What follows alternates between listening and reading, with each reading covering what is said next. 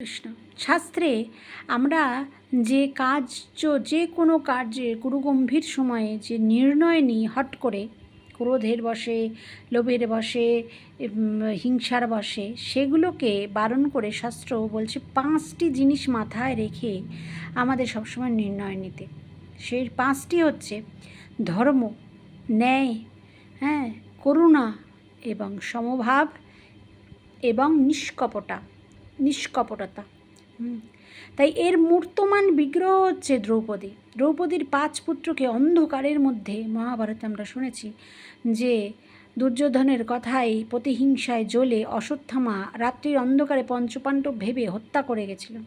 কিন্তু যখন পরের দিন রাজসভায় সবাই কৃষ্ণ আদি সব যজ্ঞ ফিরিয়ে এলে, পঞ্চপাণ্ডব যখন ন্যায় আসনে নিয়ে এলো, তখন সবাই দ্রৌপদীর দিকে তাকালেন এবং বললেন যে তুমি যা বলবে, একে কি মেরে ফেলবো আমরা? এ আমাদের 5 পুত্রকেই বংশের আলো তাদের মেরে ফেলেছে রাত্রির অন্ধকারে, এত অধর্মে।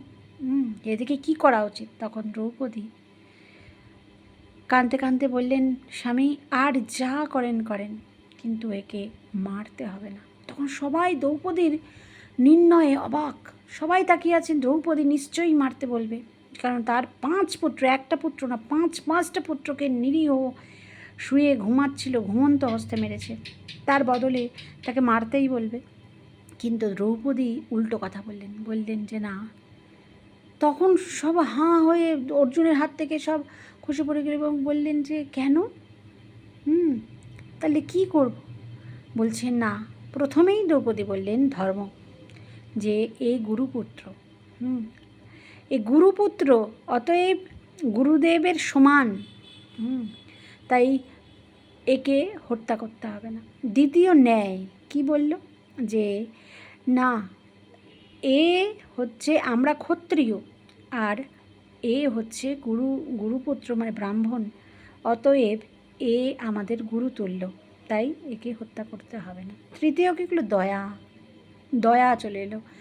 বলছেন যে এর আগেই এর পতি মারা গেছে, এর মার যে পতি মানে এর বাবা দ্রোণাচার্য আগেই যুদ্ধে মারা গেছে।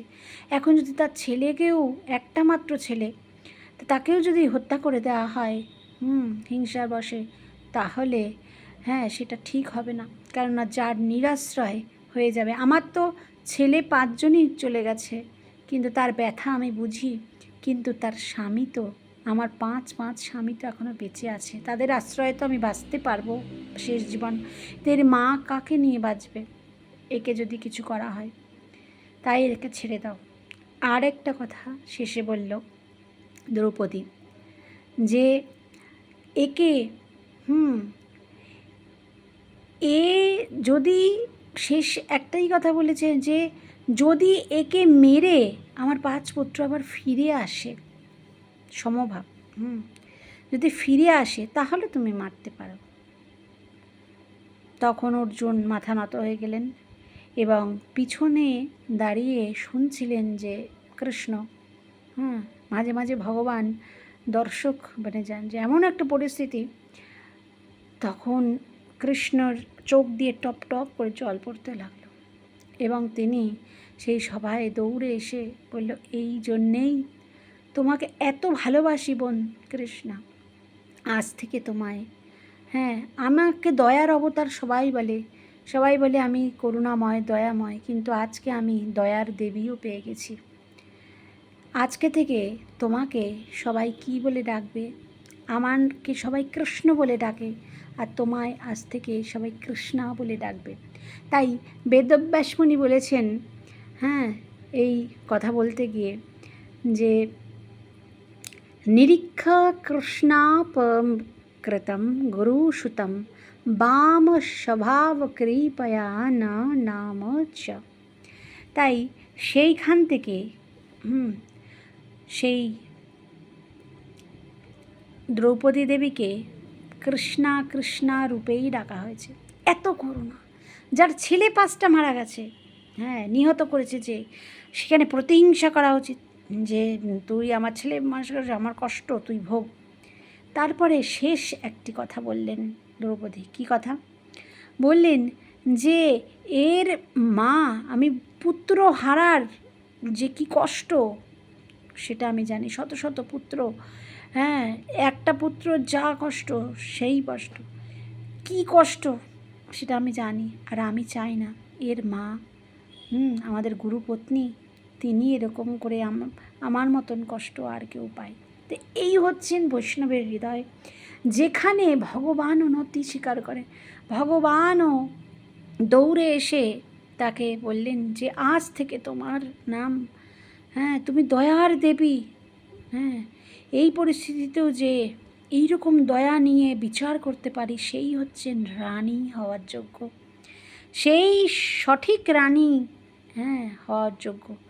এবং তখন দাড়ি মোচ কেটে অশ্বত্থামাকে ছেড়ে দেওয়া হলো। কিন্তু অশ্বত্থামার ভেতরে কিন্তু সেই হিংসার আগুন নিভল না, এই দয়াতেও নিভল না, সে কিন্তু দমল না, আরও ক্ষতি, আরও এই পঞ্চপাণ্ডবের মুখে জল পর্যন্ত যাতে না যেতে পারে, সেই জন্য শেষে অভিমন্যুর ছেলেকেও গর্ভের মধ্যে নাশ করার জন্য ব্রহ্মাস্ত্র ছুড়ল।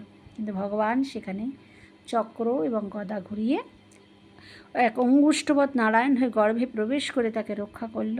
এবং কিন্তু ভগবান শ্রেয়ও নিলেন না।